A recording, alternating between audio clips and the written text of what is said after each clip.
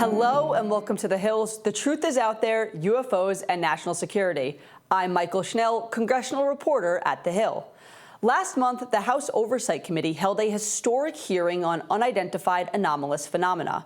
It's part of a push by U.S. lawmakers for more transparency in how the government handles the reporting of unidentified anomalous phenomena, also known as UAPs.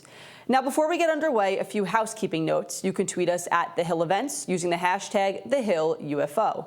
You'll also be able to play back all of our interviews on thehill.com and The Hill's YouTube page. Today, you'll hear from several members of Congress, whistleblower Ryan Graves, and Professor of History and Bioethics at Penn State University, Greg Agigian.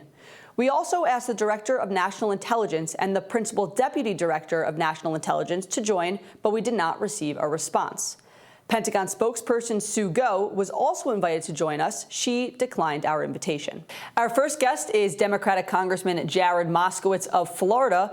In addition to serving on the House Oversight Committee, he also sits on the House Foreign Affairs Committee. Congressman, welcome. Thanks for being here. Mychael, pleasure to be with you. So last month's hearing generated a lot of news coverage, public interest. There was a ton of anticipation heading in, a lot of buzz, and it ended up being very interesting. A lot of interesting comments made, claims, really fascinating conversation. I'm curious, and I'm going to ask the same question to our other guests throughout the event. What were you most surprised by in last month's hearing? Well, first of all, thanks for having me. Thanks for talking about this subject. I think the most surprising thing is how, I'll say, bipartisan or nonpartisan the hearing was. I mean, I've been in Congress 8 months, and it by far was the first time that I've seen Democrats and Republicans literally rowing in the same direction, which was fighting for government transparency. I think that was, surprising and encouraging to see. I also think another thing that was interesting and surprising was how legitimate the witnesses sounded, especially the pilots, folks that have decorated backgrounds, flew fighter pilots for the military, and have eyewitness accounts, firsthand accounts of these UAPs flying around them, not being able to identify their speed or the G-force that these vehicles were flying. And so I think that was very surprising for the American people to hear. I'm curious, obviously Congress is on recess right now. I presume you've been spending way more time in district in Florida. Are your constituents talking to you about this? Is this something that they appear to be interested in? I hear from people more on this subject than anything else. Wow. Not the Trump, indictments, not Hunter Biden.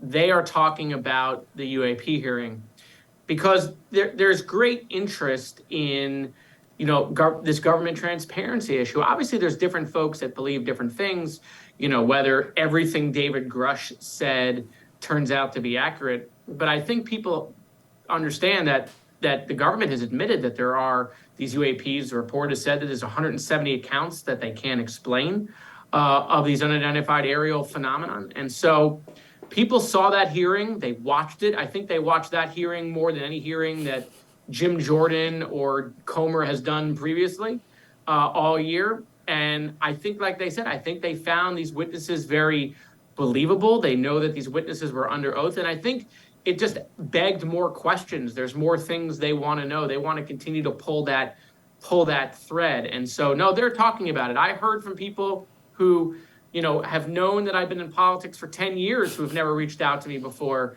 until they watched that hearing. So you talk about people having more questions and there'd be more conversations to be had on this topic. I spoke to Congressman Tim Burchett as part of this event about last month's hearing and steps forward. He said he doesn't actually think that there'll be more hearings out of D.C. on UAPs until a select committee is created. That was his opinion. You, of course, signed on to that letter with Tim Burchett and Congresswoman Anna Paulina Luna, who we're also talking to as part of this event, in addition to Matt Gaetz. So two-part question here. A, have you heard anything back from Speaker McCarthy about receiving a select committee to investigate UAPs? And B, do you agree with Burchett that without select committee designation, it'll be tough to have more hearings out of D.C. on this topic? Well, I mean, obviously my Republican colleagues would know more on their conversations with the Speaker's office on whether or not we're going to get a select committee. But I think one is warranted, and I think one is warranted with subpoena power. I mean, we just saw the other day leaks come out about David Grush's previous military history dealing with PTSD. For me, that begs the question if things he was saying were just patently false. They were totally untrue. You would leave that guy alone. You would just pretend he doesn't exist because, everything he's saying is just nonsense. But to come out and try to discredit him by saying that he had PTSD with his previous military service, that again begs the question of, well, why? Whose skin did he get under? He obviously said something that bothered somebody. And so again, that just begs more questions. And I think that that's why the American people want to know more, because also he said, during the hearing, Mr. Grush said that there are things he knows that are classified that he can't tell us. Now, as far as, Tim saying that we may not have another hearing without a special committee, he's probably right on that. Obviously, we're going to starting to get into election season, and Washington, D.C. we got between the appropriations process and FAA reauthorization, the Farm Bill. My guess is that there's not much bandwidth left in D.C. as we start to approach the presidential election, which is just going to be filled with tons of investigations. But I actually think, quite frankly, this is something the American people want to know more on. Tim and Anna, who went out to the facility and were denied access, they believe that there are actually agencies working against us to have more hearings behind the scenes, preventing the American people from knowing more. Listen, I'm a big believer that we always have to make sure we're keeping our national security safe. We're doing everything to uphold national security. But at the same time, I think it's time for disclosure, at least to a point where we're not hurting a national security. The American people deserve to know more, and I think we're going to continue to push, whether that's another hearing or not. I do think we should be trying to get Mr. Grush into a SCIF so that we can get some of those additional questions answered. A couple things you just hit on that I want to get to. But first, it's that conversation of sort of this push and pull that we're seeing between the push for more transparency, but then government officials or government bureaucracy, having that concern over national security. You said something in remarks after the hearing that I want to read. You said, quote, "My hope is that we got to get some more transparency. That's really the hope for me. This is about government transparency. I'm all for protecting national security, but that can't just be a shield to deny the American people the basics of what we know about UAPs." So if you could talk a little bit about this push and pull again between the push for transparency, but also concerns over national security. And as a congressional lawmaker, how do you work through that fine line of getting more information to the American people, or even obtaining more information for yourself while also being respectful and cognizant of national security? Well, listen, here's a good example. When we went to go kill Osama bin Laden, we did it with military stealth helicopters that nobody knew existed, right? I'm okay that if we have military capabilities that we don't broadcast because we don't want, foreign actors to be aware of our military, some of our secret military programs. That's okay, and the American people accept that because that helps maintain our military superiority, that China and Russia don't know everything. But if we are in the UAP business and we're developing UAPs, and even worse yet, if we're reverse engineering technology based on stuff that has crash landed here from other civilizations, we can't just tell the American people that's not true forever, right? The American people deserve to know whether some of that is true. Maybe not the full extent of it, because again, there's national security issues. But to fully keep the American people in the dark, I mean, look, we're learning now through the new telescope that the universe is a much larger place than we even anticipated. So to assume there's no other intelligent life out there, the probabilities are that there is.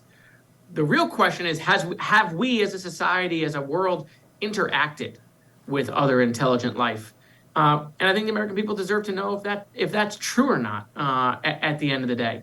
And whether there are foreign countries that have these UAPs, that's also something the American people deserve to know. Look, we have satellites now that take pictures of every single solitary thing that happens at every single solitary moment now. You can't do anything these days without there being satellite imagery of it. And so clearly there's more that we know. The idea that there's 170 UAP incidents that we can't describe, I don't actually think that's true. I think we can describe them. I just think we're unwilling to.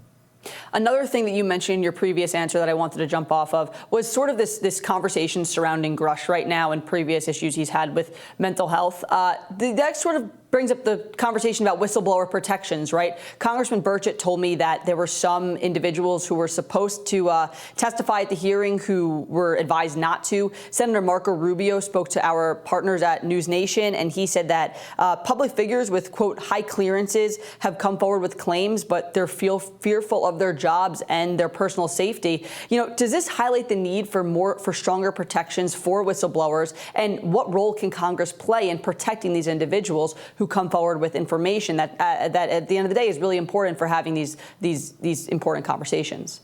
100%. This David Grush thing is a perfect case. It's a perfect example of why there needs to be more protection. First of all, again, if what he was saying was just totally untrue, why come out and try to discredit him with this, former PTSD thing? Also, whoever did that wanted to have a chilling effect on somebody else who might come out. Again, why? If there's nothing to talk about, if it's all fake, if there's nothing to describe, then you don't need to chill anybody else from coming out. And so again, it just shows that there is something here that they're hiding because of the efforts that they're going to. I mean, that hearing almost didn't happen. There were outside forces trying to prevent that hearing from ever happening. And so, when you say outside forces, what exactly do you mean by that? Who exactly are you talking about? There were other agencies that were invited to attend that refused to participate. There were agencies that didn't want that hearing to happen. There was staff that was trying to prevent that hearing. I'm not going to go into all the details. I'll let Tim and Anna talk about that further. But that hearing almost didn't happen. And so, there is definitely a collective effort to not talk about this stuff more. And again, that begs the question, why? Right? And if this is all false and it's all fake, then what we've seen just doesn't make any sense. Matt Gaetz and Anna Paulina Luna and Tim Burchett, they saw photos down at that military base that they can't explain and they can't talk about that are classified. And so there are definitely more things I think the American people deserve to know. They deserve to have some level of disclosure here. And this is going to happen. I mean, it's eventually going to happen because as our technology changes and more people are getting photographs and videos of these UAPs, right, people are going to start to believe their own eyes. And they're gonna listen to these pilots that are seeing these things firsthand accounts that can't explain the speed or the G-force of anything that's known with today's current aviation technology. Sticking on whistleblower protections, because I think it's an important point in conversation, is there a role here for Congress to help improve these whistleblower protections? Because, of course, whistleblowers coming forward is really crucial to some of the work that you guys do on Capitol Hill. Yeah, and we can do that in the NDAA, which is still up in the air, obviously, as it's being negotiated between the Senate and the House. We can do that in the NDAA, especially when it comes to this UAP stuff. So we can give additional protection even in this area. And are there conversations? I know, of course, the House and the Senate have passed their separate bills, are now going to have to be reconciled before the September 30th deadline. Are you aware of any conversations ongoing about improving whistleblower protections in the NDAA? Yeah, we're having those conversations. We're just trying to figure out what the language might look like and what we think we can get passed. Got it. And then another thing you brought up was overclassification of information, right? That's been one of the main roadblocks to being able to receive more information. In your opening statement at last month's hearing, I want to read part of it. You said, quote, overclassification of information away from the American public or even Congress contributes to today's politics. Talk a little bit about more what you mean by that. Do you mean the divisive politics, the polarization? And then again, does Congress have a role here, and how can Congress help decrease this overclassification to help, put more information about not just UAPs, but potentially other topics into the public sphere? Sure. The overclassification is twofold. I mean, I sat in a skiff the other day and, they showed us a map of something and they said that map was classified. And quite frankly, it was a public map of a country, right? And so to say that thing was classified makes no sense, and they couldn't even explain why it was classified, right? So it's so clear that there's an overclassification of things. And when I mean the overclassification contributes to today's politics, well, look, there's going to be partisan politics, and the other side is always going to try to spin something a certain way. But when they ask the government for certain documents, and the government says, we're not giving it to you for 3 months, for 6 months, okay, that leads people to believe that there's a nefarious reason why the government is not giving those documents, or a political reason, right? And we've kind of seen that on this Hunter Biden stuff. That this 1023 form, which they couldn't see because it's classified, right? And then what happens is members come out and just lie about what the form says to the media, because at the end of the day, the form isn't public, so we can't fact check it, right? And so, that's what I mean by the overclassification is leading to additional politicization of issues. And then how can Congress help decrease this problem or at least chip away at it? Well, I mean, obviously we can pass, laws and definitions of what is classified or not classified. But again, we have the power of the purse, and we got to deal with these agencies and the bureaucracy that has been built because Congress has become ineffective, right? I mean, we see the agencies just growing and this bureaucracy just growing and more rulemaking going on because Congress has failed to do their role, because we're too busy just trying to figure out how we're going to win the media cycle or win the next election, or how we're going to investigate somebody to try to help our side. I mean, that's really Congress's main function now. Is it's a giant PR comms agency. It's not a lawmaking body anymore. And so we can make it better by getting back into the lawmaking business and getting these agencies back under our control. I have a question from an audience member. We have had audience members submitting questions for the event. This is from Kurt Collins, who's a researcher at Blue Blurry Lines. They ask, will future hearings involve scientists questioning witnesses instead of politicians? I thought that was an interesting concept because, of course, this topic of UAPs is, very nitty gritty. It's very in the weeds. It's, there's a lot of nuance to it. Do you see any situation where there would potentially be scientists questioning some of these witnesses at a hearing?